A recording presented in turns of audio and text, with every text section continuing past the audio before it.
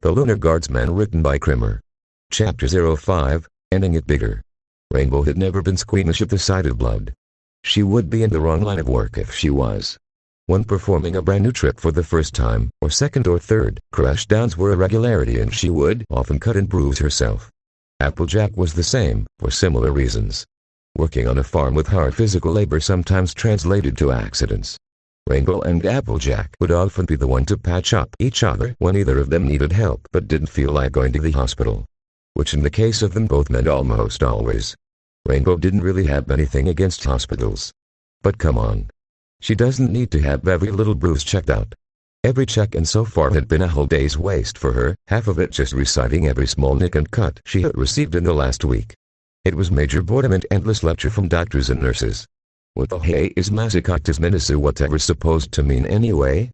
Fluttershy, contrary to what ponies would think, could face any injury without the slightest flinch, excluding her bouts of worrying.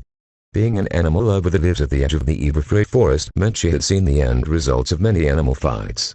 Broken bones, bites, deep cuts, you name it, she would just hum comfortingly over it as she examined it casually. Rainbow always thought that was awesome.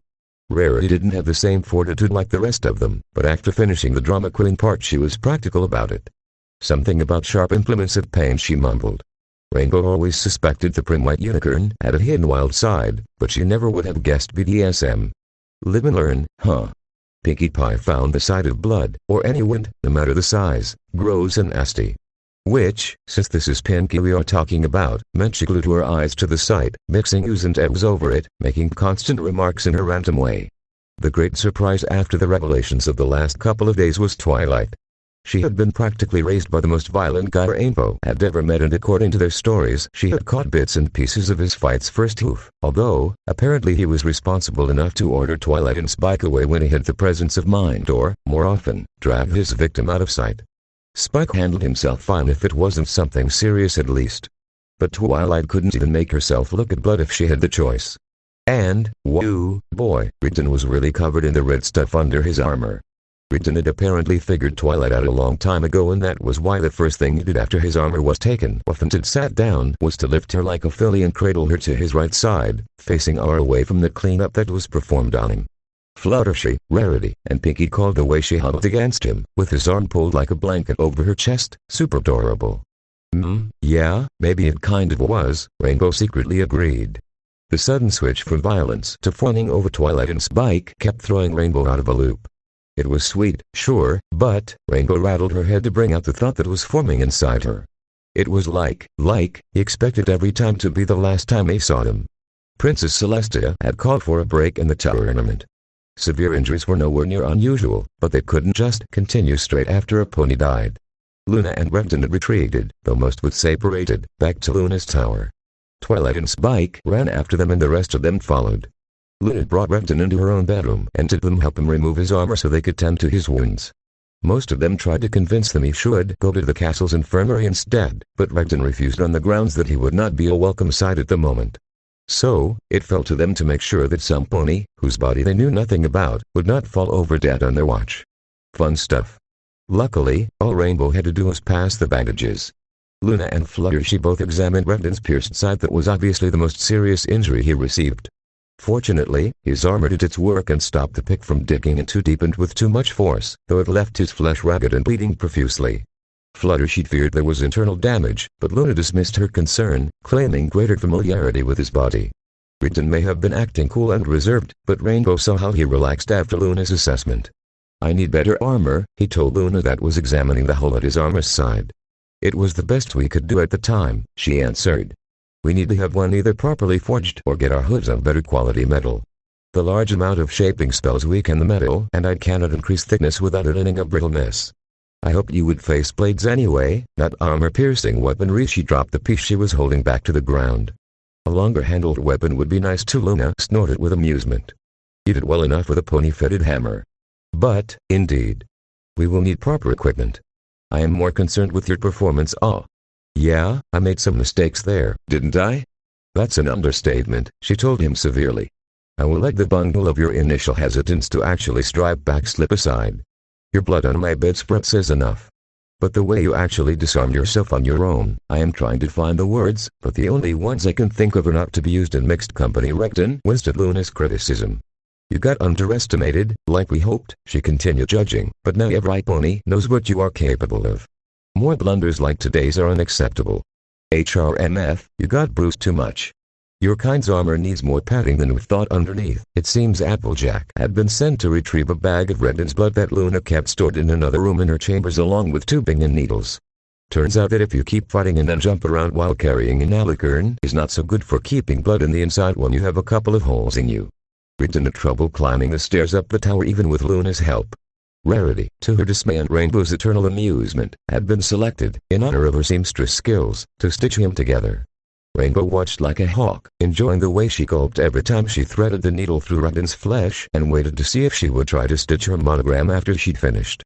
His left arm had been less serious if only because his armor and stiff padding under it had been able to hold it tight enough to keep him from bleeding out.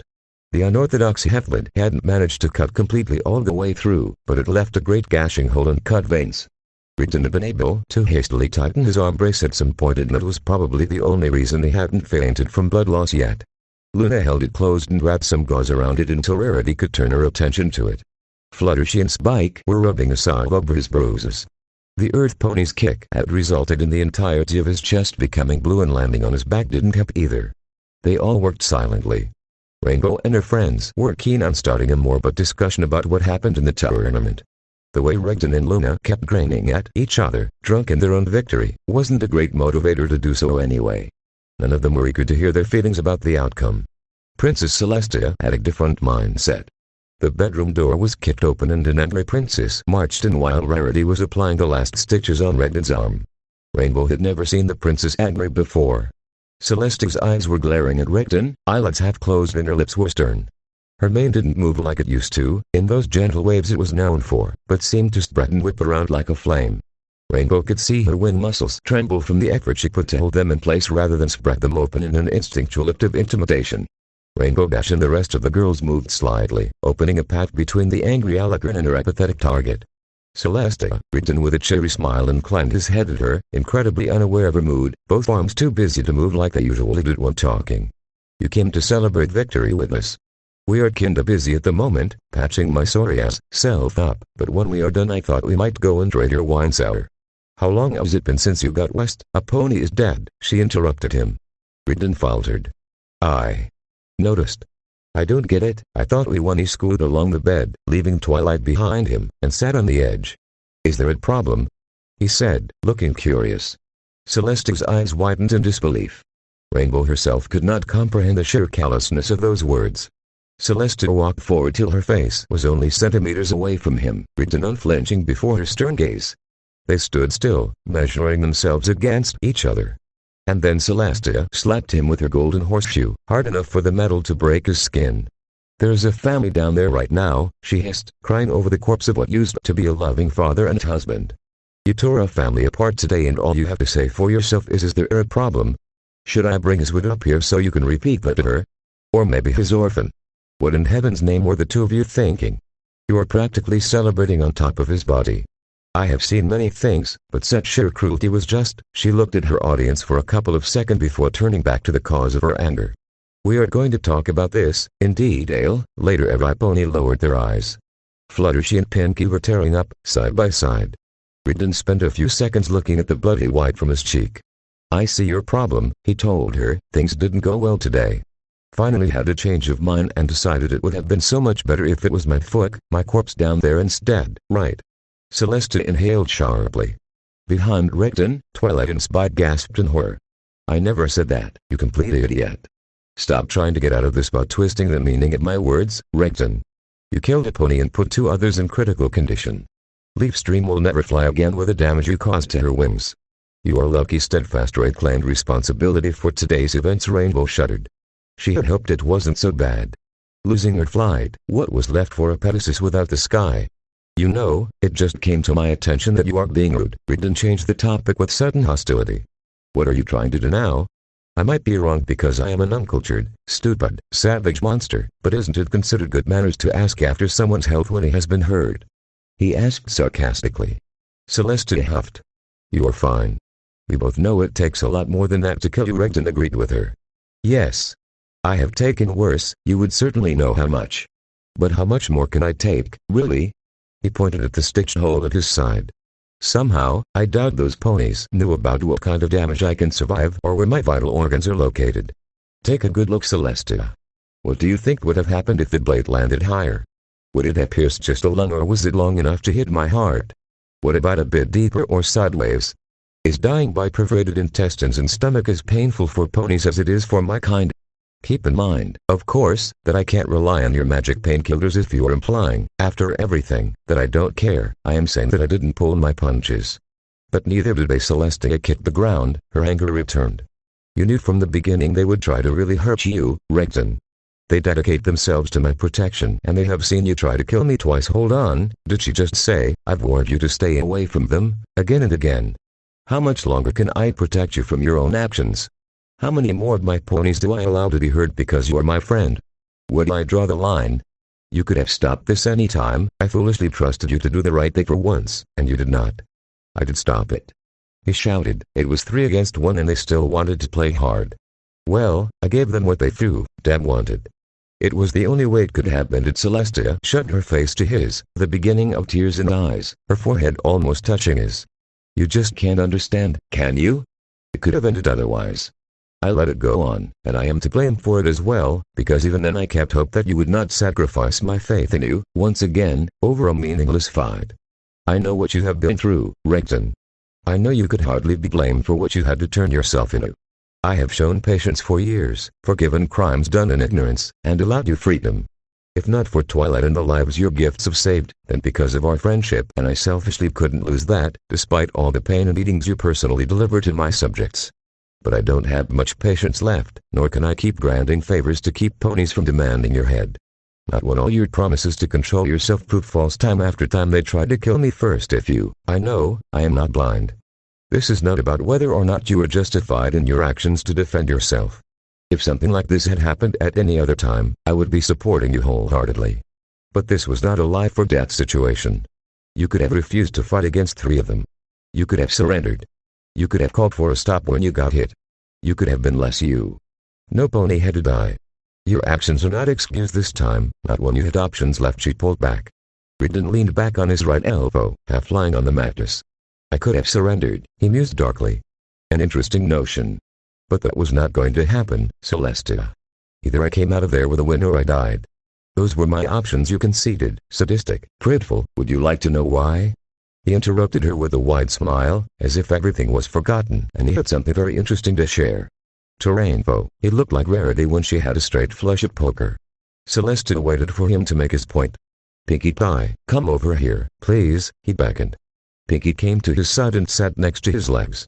Now, Pinkie, I want you to do something for me. Point at the princess, he said. Pinkie Pie blinked and exchanged a confused look with the rest of them. Slowly, she lifted her hoop to point at Celestia. Still trying to dodge the issue. What is your point this time, Regden? Celestia asked, her anger still evident in her voice. Oh, nothing much, he answered, patting Pinkie Pie's head. Just drawing attention to the fact that she unthinkingly pointed at you when there were actually 2 princesses in the room. They all turned their head to look at Luna, who sat silent next to the bed, completely forgotten, watching them passively. Funny how not even you thought about that. Luna is my little sister. Just because that stupid misdirection caught me off guard. Suddenly enraged, Regden got up and pushed Celestia back with one of his arms.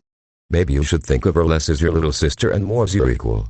Maybe you should stop taking for granted that others have you. Luna put a sudden stop to him with a lifted hoof. That is far enough. Regden sat back down, his eyes filled with scorn as he looked at Celestia. His lips were pulled back and he was gritting his teeth. Rainbow was reminded of timber wolves. Celestia turned to her sister. Luna, we are a diarchy, despite Regden's attempts to get me sidetracked. What is mine is yours. There is no need to. Did you notice any guards outside my chambers, sister? Luna asked. What? Your guards will not accept my orders, Luna said, anger in her voice. They might bow and call me their princess, but at the end of the day nothing will be done of what I asked. By any pony. My doors are left unguarded. My rooms left uncleaned.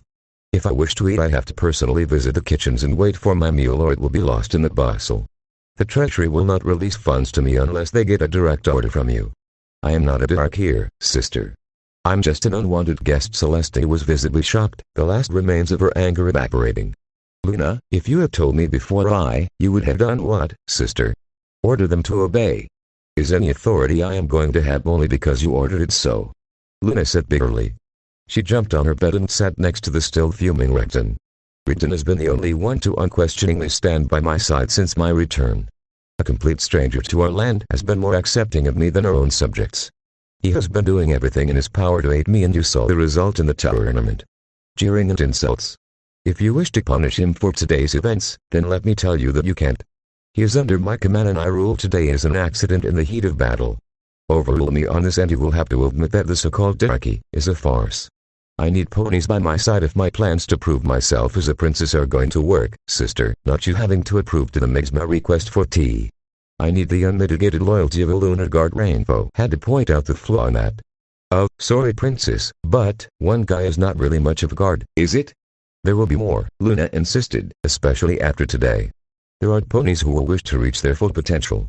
They will come to us. There are ponies who will see the desperate needs we have of more members. They will come to us.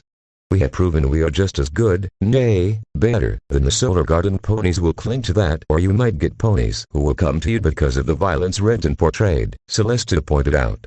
What about those? I will have them too. They will be shaped like clay and proper use will be made of them. Between Recton and I, we will forge out of all of them an effective military force to Rainbow. This sounded rather dodgy. It looked like Luna planned to give permission to put the fear of her inner subjects, and considering who her first guard was, she had an inkling of how they would go about that. Did Celestia really feel so guilty for her sister that she would allow that? If Luna thought she would be able to turn that fear into loyalty, she was off the rocker. How would you convince some pony to trust his former bully? Rainbow still hadn't forgiven Gilda, and she had been her friend, not her victim. Why? Celestia cried out. What do you want soldiers for, Luna? What is this wanted plan of yours? What do we have the guard for, sister? To keep the peace, Celestia professed, to keep our ponies safe. Not to endanger them and hurt them when they are unfit for what we need. Soldiers are used to fight. To kill. To remove threats. How many monsters roam our countryside, Celestia? Ponyville is but a stone's throw from Candlelit, and even approaching it rephrase edges a gamble. Ponyville is protected just fine, Celestia said, her eyes running over Twilight and the rest of them. Heck yeah, Ponyville is protected. Rainbow's chest puffed with pride. Recton was not happy with the answer. He moved to stand up again and was held back by a single hoop gesture from Luna. Others do not have this protection. I plan to create a protective force. You have been Equestria's wisdom and morality. I cannot be that, not anymore. So I will be its sword. She chuckled, nodding towards Recton, shield Celestia aside, finally dropping down on the carpeted floor. You are imagining an unexisting threat or underestimating our ponies. I am not sure which, Luna. When the need calls, the guard answers. The Solar Guards often engage those missions themselves when I take a personal interest. Celestia glared at Recton once more. Ask your friend, maybe. He can tell you about what he has, Luna answered with no pause, and that is why we intend on, of course. Once we have the solid force, our efforts will begin. I am sorry, sister, but today was the best chance we had to prove our worth. Prove your worth? Did those poor ponies have to pay that price for the Lunar Guard to prove its worth? Did Recton have to kill and maim them? Did you have to perform those horrid actions? Asked Celestia sorrowful. There was no need for an pony to die, sister, Luna answered her. Yes, Recton growled. They could have surrendered. Celestia decided to table the discussion for later, when both sisters were in calmer spirits. Recton insisted there was no need for a discussion, and according to her own words, Luna had the authority to do as she damn well pleased, as long as they weren't breaking their own laws. Both Luna and Celestia ordered him to shut up. Princess Celestia left, deeply disillusioned with both of them. She wasn't the only one. Twilight waited until Princess Celestia was surely gone before asking. You tried to kill Princess Celestia? Recton was still angry and didn't seem to be able to calm himself down, no matter how he tried. Twice, he spat. Why? Twilight wailed. Why does someone attack one who commands an army, moves the sun, and is stronger, faster, and can burn him to cinders with a thought? He grinned. I got jealous of her room. She has a bigger bed. This is not a joke. Twilight screamed in rage. Things are obviously worse than I thought. Worse than you ever told me. What have you done, Recton? Are you really feeling no guilt for what you did today? Those are heavy questions, little one, he chuckled. Okay, fine. You are a big girl now. He turned to address Spike. Little flame, go to your room. What? No, I want to stay, the young dragon whined. Please leave, young dragon. You have already been partied too much for one so young, even for someone of your inheritance. It has been foolish of us to allow you to linger for so long. Luna supported Renton's order. Renton waited for a grumbling spite to leave Luna's rooms before answering Twilight's questions with barely contained anger. I've done some things that you do not know about. That you will never be told about. Some of the guard knows. The sailors know. Celestia knows. Luna knows. But if I have my way, you will never know. I have my differences with Celestia at the moment, but I am thankful to her beyond words for keeping it a state secret from everyone else. Applejack popped the question in their minds. What could you have possibly done that was worse than killing some pony? Renton didn't answer immediately. He just looked sad and turned his face away from Applejack. Something pretty similar to today, in a way. I have done worse things in my life, but not here. Rainbow cursed her mouth. Why did even her tongue have to be faster than her brain? What's the worst thing you have done? Oh, she did not just ask that, some pony told her she just thought that. Rainbow. Ah, shoot, judging by Rarity's tone it was not to be. Renton scratched his chin, depression and regret all over his face. He was actually going to answer her. Should she cover her ears? She wasn't sure about hearing what he considered. I tripped a little girl once, on purpose. What? What kind of answer was that?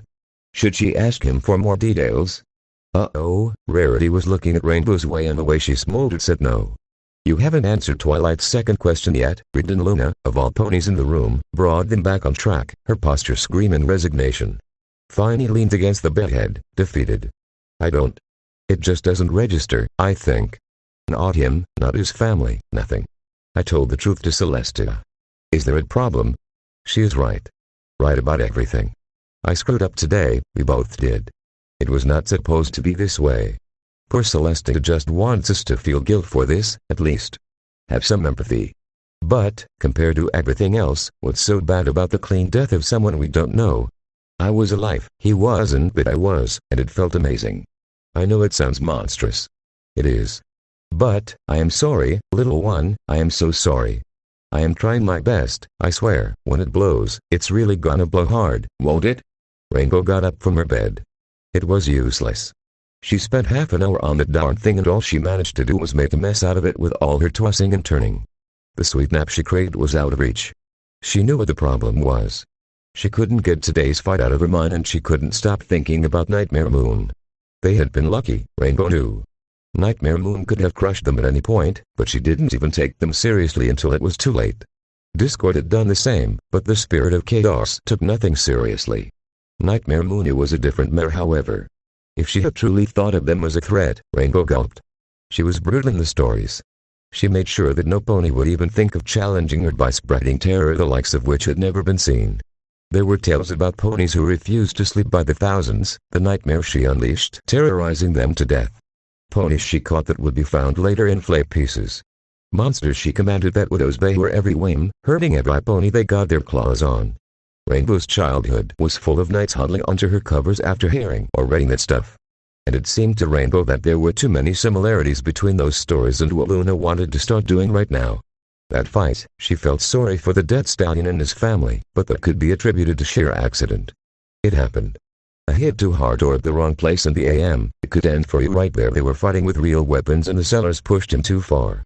Renton himself practically admitted he could have easily died instead. What was scaring her most was what he did to the Pegasus. He could have taken her out of the fight with so many ways. A simple knockout would be so easy. Instead he casually did the cruelest thing she could imagine.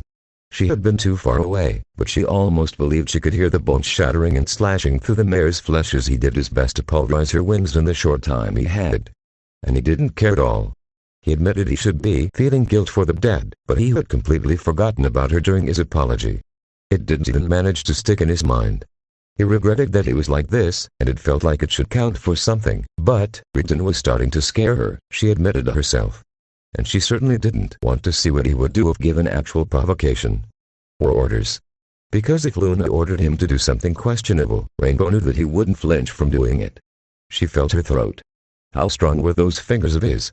How hard would it be for him to break her neck? Let's face facts. Luna, like Nightmare Moon, already had one monster under her command now, didn't she?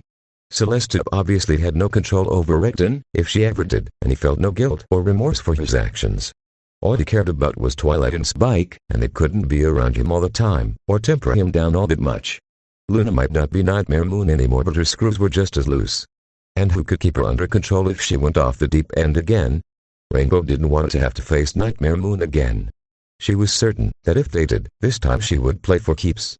Rainbow needed someone to talk with, share her thoughts, and to them laughed off like the silly ideas they were. Okay, not laughed off, that wouldn't be cool, but she went off to find Fluttershy. Fluttershy was not in a room. In Rarity's room she found the unicorn nodding to whatever Pinkie Pie was talking about, her attention clearly somewhere where there was no unending prattle, by the glaze of her eyes. Rainbow was heading to ask Applejack if she saw her when she saw Fluttershy coming out of Twilight's room. Hey Flutters, Rainbow greeted her oldest friend. Oh, hello Rainbow, Fluttershy answered. Rainbow had accepted Fluttershy's timidness as a fact of life by now. It still hurt her a little on the inside, however, whenever she acted like the two, or even when they were alone. Were you talking to Twilight? She actually spent more time talking to me. She needed to vent a few things. Fluttershy was quiet and moved away from Twilight's door, leading Rainbow to her own room. Like what? Rainbow asked, genuinely interested. Fluttershy waited until they were in Rainbow's room before speaking. She is afraid about Recton, Rainbow snorted. I think she should be afraid for everybody else rather than him. That's the problem, Fluttershy explained in more detail. She told me that Recton always had problems keeping himself under control. Now that he is actually trained and armed, she is afraid that things will get so bad that Princess Celestia might have to do more than just lock him in a dungeon for a few weeks the next time he loses control. Oh. Yeah, that is a disaster waiting to happen, isn't it? She is also scared about what Princess Luna and Recton have planned. Rainbow was puzzled. They already told us. They want to set up a lunar guard like Princess Celestia has and start killing monsters. Yes, Rainbow, but then what? Twilight says that Recton is smart in his own way. She described him as furiously impulsive and rash, but if he spends the time to think things through enough, he can sometimes figure out things that even Twilight or Celestia might miss. And Luna is an alicorn like Princess Celestia. They surely have more things in mind than just getting a few ponies on their side like this and try to gain Equestria's respect by going on needless hunts. How is going on monster hunts needless? I'll admit, we are doing okay in Ponyville, but it would be nice if we didn't have to worry about Timberwolves until the next is prowling too close. Princess Celestia gets reports from all over Equestria for everything, Fluttershy informed her, and Twilight took a look at some of those. Things are calm. Things have been calm for centuries actually. There is the random attack, but nothing that would merit what Luna and Recton claim. Oh, I just don't know what to think. I want to believe that they are just desperate for some way to be helpful, but letting them do that seems a bad idea. Rainbow considered what had kept her awake along with what Fluttershy told her. Recton is mighty pissed at Celestia for some reason, isn't he? Fluttershy nodded and Rainbow continued, and Luna does have some excuses to be moody with her too, right? But one of the things Twilight thought was that they might have something more risky planned than what they told us. They might have something bigger inside than just some loose chimeras, things like Discord. No way. Twilight thinks that they want to mess with the guy. Twilight doesn't know what to think. Fluttershy was almost in tears. She is driving herself crazy with scenarios. Maybe they plan something involving Recton's people, maybe they are going to leave Equestria, maybe they are just grasping at straws for the sake of doing something. She kept going on and on like this. I had to force her to go to bed. I don't like using that on my friends. Rainbow did not want to have her fears confirmed. She still had to ask. You don't think Twilight didn't say anything about Nightmare Moon or something? Fluttershy smiled relieved. No, thank goodness. She says Nightmare Moon was gone for good when we used the elements. Luna was basically stripped completely of her magic for weeks. The magic entity can survive that. That's good enough for me, Rainbow said in relief before jumping back on her bed, her major fear now debunked, and almost ready for an afternoon power nap. She tired herself with worries long enough. As long as they didn't have to deal with Equestria's greatest terror, they would manage. What was she thinking? She had faith in her friends. Twilight would find a way to keep Recton in check. Princess Celestia would find some way to reason with Luna. Fluttershy would find her own way to the door. Although, hey, what time are we having dinner with them, again? You have to be kidding me, Twilight. What kind of crazes have dinner at midnight? Rainbow griped. Apparently, Luna is more of a nocturnal pony and she and Recton tend to stay up for a big part of the night, Twilight said apologetically. They really wrecked their sleeping schedule to accommodate us yesterday, I think. I couldn't ask them to do more than they have already. They climbed up the empty tower, the absence of guards making itself painfully clear now, and walked through Luna's unguarded doors. Applejack scuffed, sounding amused, as they did for some reason. There was no pony there to welcome them in. Maybe we should just shout out for them, suggested Rainbow. Rainbow, Rarity objected. One does not simply call out for their host in their own home. We do that all the time when we go to Twilight Snow. You do that all the time. I won't have you yelling like a yokel inside a prince's personal chambers. Applejack patted Rarity on the shoulder to get her attention. This here yokel would like to know how you're planning to find the princess then. Unless it's all fine and dandy to snoop around one in high society, that would be very rude, agreed Fluttershy, causing Pinkie to guiltily close the drawer she was opening and get back to her place next to Rarity. Well, they are probably in the dining room, waiting for us. We will just knock on the door, and if they are inside, they will answer us, Rarity said with a flourish of her mane. Okay, Raris. Nice plan, Applejack complimented her. Why, thank you, Applejack. Which door leads to the dining room then? Rarity's face fell. Oh, it's probably, Twilight took the lead. If those rooms are designed like Princess Celestia's, it's probably this one. Come on. Twilight didn't bother knocking on the door. She just walked inside and called out, breaking both of Rarity's plates to decorum in one fell swoop. Princess Luna? Recton? It's us. Are you in here? Rainbow wondered if Princess Celestia's rooms were the same as her sister's. The dining room was small. Oh, they would all fit just fine into room to spare, but even the guest room where they ate so far was bigger. It was very cozy, however, much like the rest of Luna's rooms, and a pair of glass doors led to a large balcony. Luna and Recton were rushing inside the room from there as Rainbow and her friends were making their way through the door. We apologize, Luna said. We lost track of time and forgot about our appointment this night. What were you two doing out there? Spike asked. We were just stargazing, Little Flame. I know it sounds very surprising to hear that we of all people are into that, but, oof. Recton stopped his lame joke when Luna used her back leg to kick his shin. Rainbow supposed that they were both dressed, formally. Luna was in her own regalia as she was during the tournament. Crown, ebony necklace, and crystal shoes. Recton wore his repaired armor, which was now probably his official uniform, but without his shield. His helmet hung from his belt, which she now noticed had been supplemented with a couple of long daggers. Luna asked them to take their seats at the round table, while Recton moved to a cabinet and started bringing glasses over along with a bottle of wine. It appeared that there would be no pony waiters tonight, just like Rainbow thought. Rarity was looking towards the balcony outside, her mouth gaping like one of those fish Fluttershy fed some of her animals. Rainbow tried to see what was so astonishing about it, but all she saw there was a fluffy blanket discarded on the balcony. Rarity was probably having a heart attack seeing a princess leaving something lying on the floor. Rainbow wondered if it would be okay to ask. She had to ask, didn't she? Someone would anyway. So, what's for dinner? Recton exchanged a look with Luna. Wondering where your meal is coming from, Rainbow Dash? It's okay, we get it. Luna made tonight's dinner actually. 7 pairs of eyes widened and 7 heads swiveled towards an amused princess. I am an immortal Alicorn whose life is measured in millennia. Is it so surprising that among all the time I managed to learn how to cook? We are sorry, Princess Luna. Twilight tried to backpedal their reactions, but we weren't expecting you to spend your time at the castle's kitchens cooking for us. She didn't. We have a kitchen right here, Recton said. What? You have a kitchen in here? It was less of a hassle converting one of the rooms than waiting in front of the kitchens every day to make sure they actually prepared what we asked for, Recton explained. Where did you get the appliances and stuff? Applejack asked. I took them from the castle kitchens, he said. They have plenty and they just let you move anything you wanted up here. Twilight said skeptically. Recton's chest puffed with pride. No, Applejack, Pinkie, and Spike laughed outrageously at his answer. They both acted like nothing happened hours ago. Was this because they wanted to put everything behind them, or did neither of them care? Ugh, this reasoning behavior stuff was hard and left her doubting everything. Luna and Recton were being okay. They were total jerks to everybody else, but they treated Rainbow and her friends just fine. She could, at least, rely on that, right? Sure, as long as Recton knows that you are his kid's friend and Twilight is around, you won't get your wings broken for letting one rip in the same room as Luna. Her mind challenged her mental effort to calm herself. Shut up, Rain, you don't get a vote. Recton left to retrieve their dishes. He returned pushing a trolley filled with closed plate domes and started placing them. How are the two in front, Recton? Luna instructed him. He nodded and kept serving.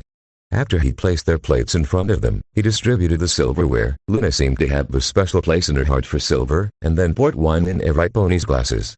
He did all this while keeping a folded towel across his left arm, with overdone bows after placing each utensil down, which led to some hissing when he pulled at his stitches, and speaking nonsense in a very bad French accent. It was done 1,000 times before, but seeing Regden of all ponies doing that in his intimidating armor was a blast. Rarity even answered him in perfect French. They all waited for him to take his own seat before removing the dumbs from their plates. Rainbow liked what she found under hers. Steaming soup and salad. It looked simple, but oh gosh, the smell of it. She was practically drooling. Luna was good. Forget what she thought before, Luna was best princess. She was directing a grin to Twilight that was sitting in front of her, so she had a clear view of what happened when Regden unveiled his own meal. Twilight flinched back so hard she almost fell down. Rainbow quickly turned her head to see what the matter was and saw Regden, holding the cover still in the air, looking at his meal in front of him, frozen still. Rainbow recognized what was in his plate due to her long friendship with Gilda. Twilight was trying to stammer an apology, but Regden was not paying any attention to her. He was looking at Luna, who stared back at him with what had at first been a proud, self-satisfied expression, slowly turning sour and guilty. Finally, he picked up his plate and stood up. "Ladies," he said to all of them, "Spike, I'll be at the study. I'll return once I have finished my meal." He didn't wait for an pony to answer. He rushed out as fast as he could walk without running. "Whoa, boy, awkward," Rainbow thought to herself. Every pony else seemed to share her thoughts, except Luna. She was staring accusingly at Twilight. "I can't believe this is what it was about. I am sorely disappointed in you, Twilight Sparkle," she said while taking a sip of her wine. Poor Twilight was still off her game. She acted like she had no idea what she was actually hearing. Luna continued to speak, her glass held in the air by her magic. "We have shared so much with each other. But not the reason you abandoned him," she said with venom. "He saved you. He raised you. He bled, suffered, and stayed for you. And was this all it took, Twilight Sparkle? That he eats meat.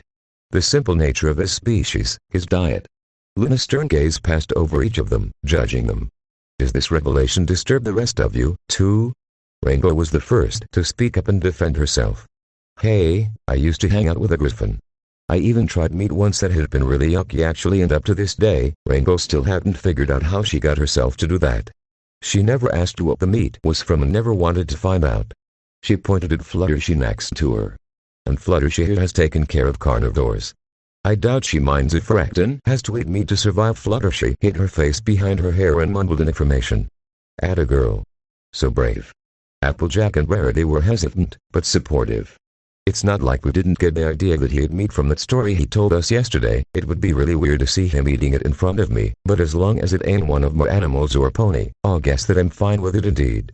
One cannot change his species' nature, and even now Regden acted as a gentleman to accommodate our perceived sensibilities. I would never be so crass as to hold something so small against him. But Rainbow, dear, remember to thoroughly brush your teeth next time, for me." "Hey! That was years ago. Dragons eat meat," Spike said. "I don't, not yet, but I will have to start at some point. I got a pet alligator." Pinkie Pie chimed. "His name is Gummy and I feed him fish, but he doesn't have teeth yet, so I have to cut them in little pieces, but I don't mind cause I love him, and I bet Twilight and Spike love Regden too, and I think you are wrong." "Am I?" Luna switched her attention back to Twilight. "Your friends have made clear their acceptance, Twilight Sparkle. But what about you?" Twilight had tears hanging at the edge of her eyes. What's more, Rainbow noticed the subtle shaking and pulsing vein. Oh, Twilight wasn't getting upset. She was getting pissed. "How dare you? How dare you?" Twilight's magic was crackling around her. Rainbow hoped it was done on purpose. "Regden, I think she did pick up a couple of things from you," she thought. "I have known he was an omnivore since I was 8. I've known about his hunts and I've been down in the dungeons where he does his butchering. And you accuse me of being so shallow that I would abandon him because he eats meat. What kind of pony do you take me for?" Twilight was enraged. Luna calmly took another sip, emptying her glass. "I do not know, Twilight Sparkle. Let's find out. Why did you bereave him the company of the 2 individuals he loved most?" Twilight's anger deflated. I do not want to talk about this. Why did you recoil when you saw meat at his plate?" It had nothing to do with it, just, I remembered something." Spike, his eyes wide and begging, did his best to make Twilight open up. "Come on, Twilight. You can't keep it hidden forever. I lost him for too long already." Don't repeat what happened. I won't, Spike. It was a silly thing. Just some stupid idea that got into my head and I believed it. Maybe it wasn't so stupid if it drove you to such measures, Twilight Sparkle, Luna suggested, calmly. What idea was that? Twilight kept silent, staring at her plate. She was taking deep breaths, trying to calm herself. She would actually do it, Rainbow realized. She was curious, very, very curious, but maybe now wasn't the right time. Maybe they all had enough revelations today. I believed that. I accused Brendan that he butchered and ate a pony. Rainbow was speechless. That was a rotten thing to do when Brendan was nothing but sweet with Twilight herself. Granted, she could almost believe he would do something that far-fetched, but for Twilight to say something like this, how did Brendan just forgive something like that so easily yesterday? It's not like Twilight just broke a vase or something. Luna seemed to take it in stride. She just refilled her wine glass, calmness all over her face, and removed the dome cover from her plate, letting them see she had the exact meal Recton had. Right. That was a stupid idea. Dinner became a quiet affair afterwards. Twilight kept silent and avoided every pony's eyes. Spike kept looking sadly at the empty seat. Luna was concentrating on her meal, expertly cutting small bites and bringing them to her mouth. The rest of them tried to keep from staring. Rainbow was confused. Was this something she should call hardcore or plain disturbing? Oh, thanks, Celestia, Brendan finally returned. He placed his empty plate on the trolley and sat down. That was some really fast eating. At least now that he was back they could get rid of the awkward silence. All they needed was something to break the ice. So, you ever ate a pony? She asked him nonchalantly. Oh, shoot, she did not just, bad brain, bad. Twilight's magic lost the grip on her spoon from the shock. Applejack and Pinkie Pie were gaping at her, not believing what she said. Fluttershy had gone beet red and eyes were looking somewhere else, probably the safety of her own home. One of Rarity's eyes was twitching. The other promised fire and pain when she hit Rainbow on her hoofs. Brendan unfroze for his surprise and looked at all of them. Little one, he said, gulping. Did you? I don't want to talk about it. Twilight was blushing worse than even Fluttershy ever did. Recton, thank our lucky stars, decided to drop it. All right. We will ignore that. Then despite Rarity's forbidding shake of the head, Rainbow decided to take another shot. Recton, oh, you think you are gonna get in trouble with the Solar Guard now that you, Why? Why? She blamed the lateness of the hour. She was usually asleep by now, that was the problem. Brendan didn't seem to mind the topic. He took his glass away from his lips and answered her. I have been in trouble with the Solar Guard forever. Steadfast has actually been petitioning Celestia to permanently imprison me every few months. Except the last couple of years. He changed his petition to giving me the death penalty instead. Twilight left her stupid with the aid of sheer outrage. He has been doing what? Brendan waved her down, drinking the rest of his wine and refilling his glass. Don't mind old Steadfast, he appeased. He has valid reasons, to speak the truth. He is tremendously devoted to Celestia, and considering what I've done, I could almost like him, to be honest. At least, he is being straight in his dislike, but not actually hostile as long as Celestia tugs on his chain and he doesn't give her much trouble. I know what to expect from him except today, he frowned. He turned to Luna. I guess the opening there was too tantalizing not to take. Luna grinned. Hopefully this defeat will keep him in check for a while. We need no further complications. Rainbow finished her soup. It truly was the best soup she had ever tasted. She would love to ask for seconds, but she wanted to leave, more than she wanted to fill up her stomach. The clanging of more silverware on empty plates followed shortly after. Brendan rose up once again to gather them on the trolley and wheel them out. He returned soon, bringing a white tray bearing a tea service and plenty of cups. I guess some tea wouldn't go amiss before you leave for bed? He asked them. Rainbow would prefer to be on her way, but tea would help her sleep much better, she guessed. She waited for Recton to get to filling her cup too. Dad, Spike asked, what are you going to do next? Are you gonna take part in the tournament again tomorrow? No. We are done with that for now. Celestia will kick my behind if I show up anywhere near. Anyway, Luna chortled, thoroughly amused. I think for now we wait, stay quiet for a while, and see if we can get some recruits, right Luna? Indeed, that is the next step, she concurred. Barring any exceptional opportunities forcing us to divert our course, Rainbow reached for the sugar. She hated cream in her tea, but she wanted it as sweet as possible. She frowned. What was the Pinkie? She shouted. The thieving pin pony looked at her all innocent, the area around her mouth covered in white. What is it, Dashes? Pinkie, did you eat all of the sugar? Sugar is bad for you, Dashing. Rarity said so this morning, remember? I am just looking out for you, like any good friend should. Rainbow heard Rarity's snickers behind the cover of her hoop on her face. Luna was addressing her guard. It was kind of you to prepare this tea, Regden. I know you don't really enjoy it yourself, Regden answered her, but what he said and any further conversation from them was lost in the loud, droning voice of Pinkie Pie. Besides, this wasn't good sugar for tea, Pinkie continued, some pony mixed confectioner's sugar with it. Let me tell you, it doesn't taste as good in tea as you would think. Or milk. Or chocolate milk. Or, there were two simultaneous crashes. Rainbow looked over to see Regden had smashed Twilight's and Spike's teacups before they had a chance to take a sip. Rainbow noticed Pinkie's rant fading behind her head. She couldn't blame her. Was Regden finally snapping even at Twilight and Spike? She got up from her seat. He might be armed, but she wouldn't let her friend get hit by any bully no matter who he was. She eyed his side, where the stitches were located. Did you drink any of it? He yelled. Twilight was staring at the broken shards, confused. What? Spike was extraordinarily calm. He was wiping the spilled tea off him with a paper towel. Kind of hard when it's all over you, he said. Regden let out a deep breath, looking relieved. Okay. That's good, I think you should all go now. Applejack wasn't keen on letting this go without an explanation. What exactly is the problem here, big guy? This tea can't be that bad. There was a thump behind Rainbow. She turned around to see what Pinkie was up to now, but she wasn't on her seat. She looked down.